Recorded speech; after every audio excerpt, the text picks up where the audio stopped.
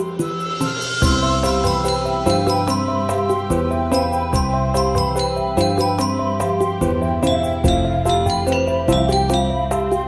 sih yang membuat petani pangan kita itu tertatih-tatih? Ya juga presidennya tolong tidak katanya akan suarakan itu. Yakin, Haikul yakin. 1000%, 2000%. Salam jumpa kembali Sobat Tani HKTI di podcast kita Dunia Tani HKTI. Kali ini kita akan membicarakan tentang resep jitu dari HKTI untuk pertama pangan nasional aman, petani yang makmur, dan konsumen tersenyum. Sebelum melanjutkan, jangan lupa subscribe, like, dan komen di HKTI Official. Kali ini sudah hadir di tengah kita Pak Sadar Subagio, Sekjen Himpunan Perguruan Tani Indonesia. Apa kabar Pak Sadar, sehat? Alhamdulillah. Untuk acara ini meskipun kemarin sempet juga tuh jalan agak susah. Jadi demi podcast kita, Pak Sekjen, Pak Sadar Subagio meluangkan waktu untuk berdiskusi dengan kita. Seperti kita ketahui, saat terakhir ini harga beras sedang melambung tinggi, membuat konsumen nangis-nangis. Kemudian juga stok pangan kita juga sedang miris. Berita di media menyebutkan harga beras premium Pak Sadar itu sekarang sudah di 14.390, yang biasanya di 12.000, 13.000. Kemudian di beras medium itu di 12.760, biasanya di 10 ribuan gitu. Kemudian juga stok nasional juga katanya sedang tidak aman, karenanya pemerintah akan mengimpor 400.000 ton beras dari Kamboja kalau nggak salah Pak Sadar. Nah, ini ada sebuah bisa lingkaran setan, bisa juga keanehan, yang bukan, bahkan ironi mungkin ya. Ini seperti misalnya kalau stok nasional sedang tidak aman, itu pasti harga beras naik dan itu membuat konsumen menjerit. Tapi di lain pihak, pada saat bersamaan harga gabah di tingkat petani naik, yang membuat petani sedikit untung gitu. Walaupun biasanya yang lebih banyak untung di pedagang. Itu satu sisi. Di satu sisi lain, dengan stok pangan kita yang berkurang tadi, kemudian pemerintah ngambil keputusan untuk impor, membuat stok kita jadi terjaga, aman, harga di tingkat konsumen aman, terjangkau, sehingga membuat konsumen jadi tersenyum kembali. Tapi di ujungnya kemudian petani harga gabahnya anjlok dan nangis bombay gitu. Dan tapi yang ini yang bahkan yang sering terjadi sebenarnya. Nah, ini seperti ironi lingkaran setan yang nggak pernah putus gitu. Dan di sini kita berharap dari HKTI ada resep jitu untuk bisa bagaimana sih bisa stok pangan aman yang nasional, terus kemudian petani makmur, konsumen tersenyum, jadi semua happy gitu loh Pak Sadar. Bukan tadi kayak kalau dulu ada bilang teori belah bambu, satu diangkat, satu diinjek gitu loh. Nah, ini bagaimana kalau semuanya bisa diangkat, bisa aman semua, bisa happy semua.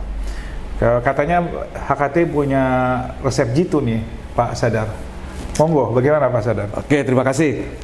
Jadi memang selama ini ya harus diakui, selama ini kebijakan-kebijakan pangan itu lebih menguntungkan konsumen. Menguntungkan konsumen ya. Karena apa? Bayangkan harga gabah itu baru naik ini, alhamdulillah baru naik awal 2023 ini ya. 2023 dari tadinya 4.250 menjadi 5.000. Usulan kami bahkan 5.500. Karena dengan usulan 5.500 maka petani akan untung 30%. Ya, saya koreksi tadi, tahun ini kita ngimportnya itu 2 juta ton. 2 juta ton ya? 2 juta ton. Jadi kalau dibiarkan terus situasi seperti ini, memang harus ada keseimbangan ya. Dimana seperti tadi disebutkan, keseimbangan petani bergairah untuk bertanam, petaninya makmur, tapi konsumennya juga tersenyum. Nah, mari kita bedah. Ya, kita bedah selama ini apa sih yang membuat petani pangan kita itu tertatih-tatih. Jadi kita setelah mengamati dan bergelut selama ini 15 tahun lah ya, maka yang harus dijamin satu, petani harus untung. Petani harus untung. Petani harus untung. Jadi program atau kredo utama itu harus dirubah, bukan lagi kepada peningkatan produktivitas, tapi harus peningkatan profitabilitas petani. Kenapa? Kalau petaninya profit, otomatis mereka akan bergairah untuk menanam. Nah, bagaimana petani itu harus profit ya? Nanti akan kita jelaskan berikutnya. Yang kedua, selama ini ada yang ironi bahwa pangan memang didesain untuk diproduksi oleh petani kecil. Kenapa? Subsidi hanya diberikan kepada pelaku di bawah 2 hektar. Subsidi pupuk dia, Pak? Ya, baik subsidi pupuk maupun subsidi yang lainnya. Oke. Ini jelas akan menghambat perkembangan pertanian pangan. Orang yang secara korporasi mau nanam ke situ, apa ya untung? Kalau mereka tidak diberi subsidi, sementara di negara-negara lain subsidi tidak dibatasi oleh luas lahan. Pokoknya berkaitan dengan pangan utama dikasih subsidi. Iya.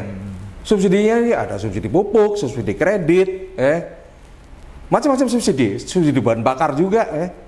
Nah, kita memang ambigu. Di satu sisi mau pangannya itu aman, di sisi lain melestarikan yang kecil yang harus kita bantu, tetapi menghambat pertumbuhan yang besar.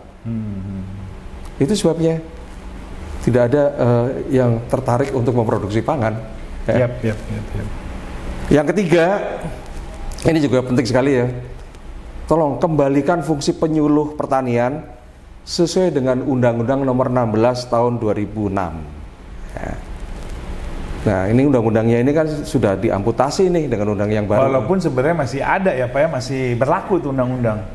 Ya, secara ini kalau ada undang-undang yang baru, undang-undang yang lama otomatis akan tidak berlaku lagi.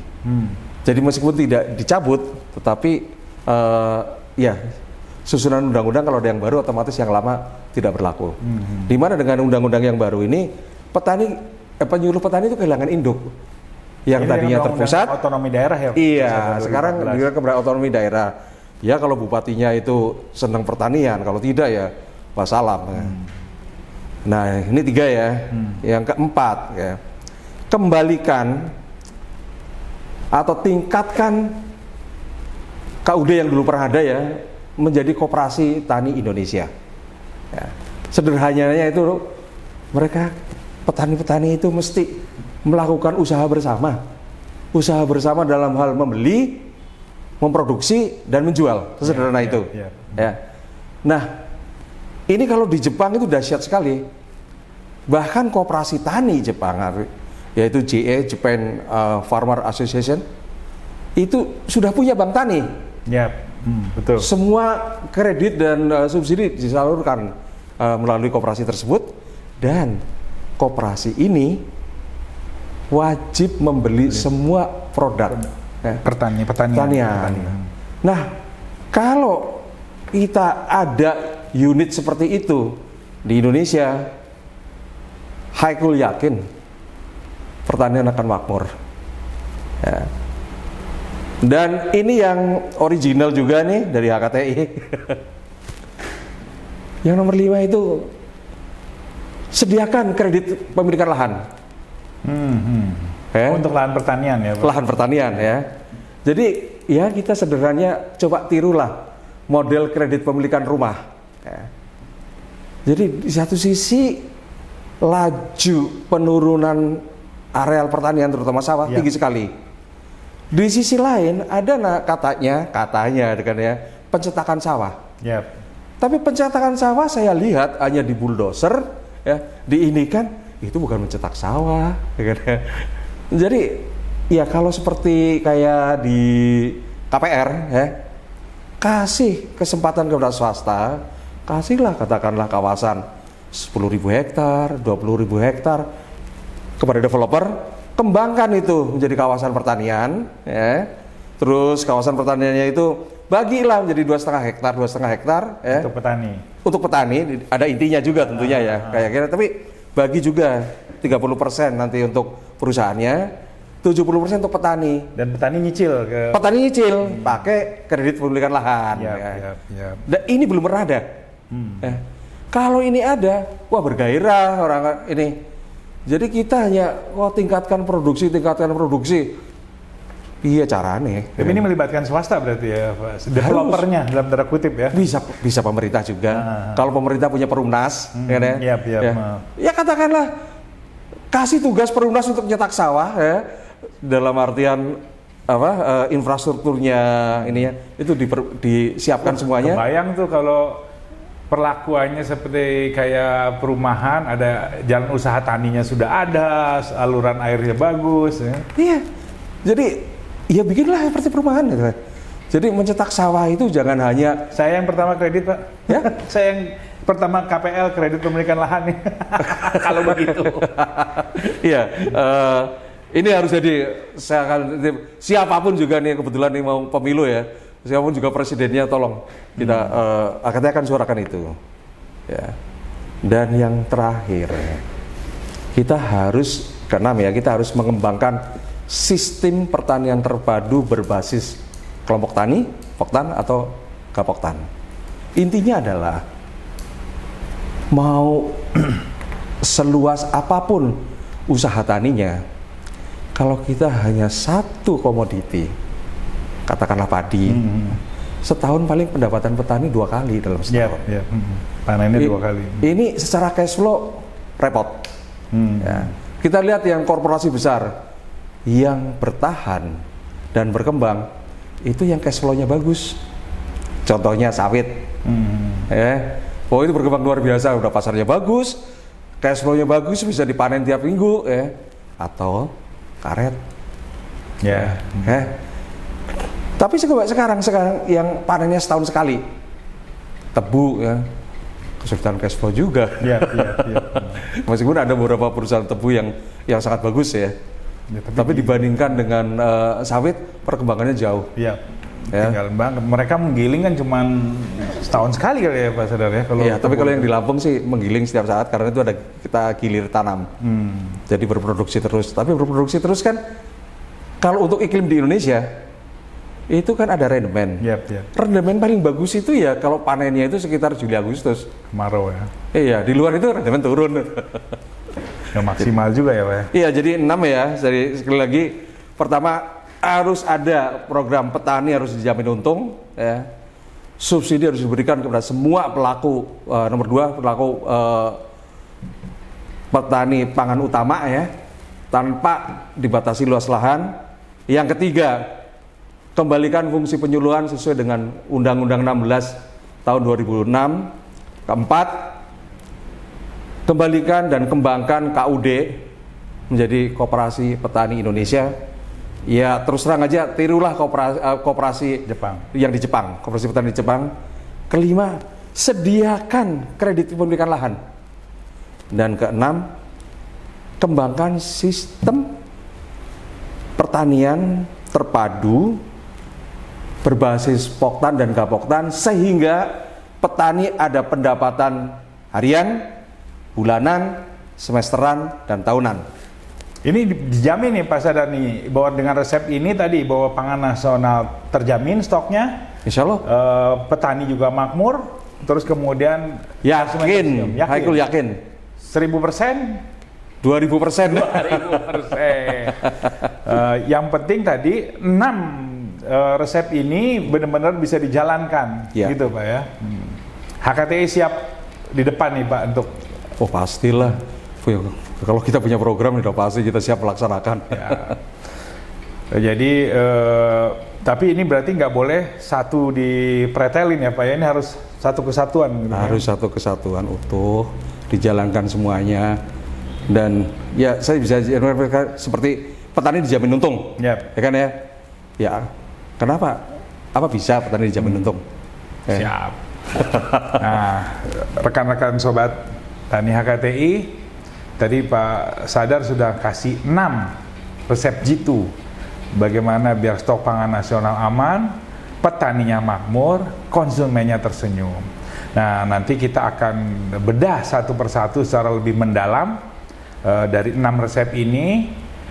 Apa benar ini bisa menjawab 3 pertanyaan tadi, menjawab ketersediaan stok pangan yang aman, petani makmur, dan kemudian juga konsumen tersenyum. Oke, terima kasih Pak Sadar, rekan tani HKTI. Jangan lupa sekali lagi subscribe, like, dan komen HKTI Official. Terima kasih, sehat selalu.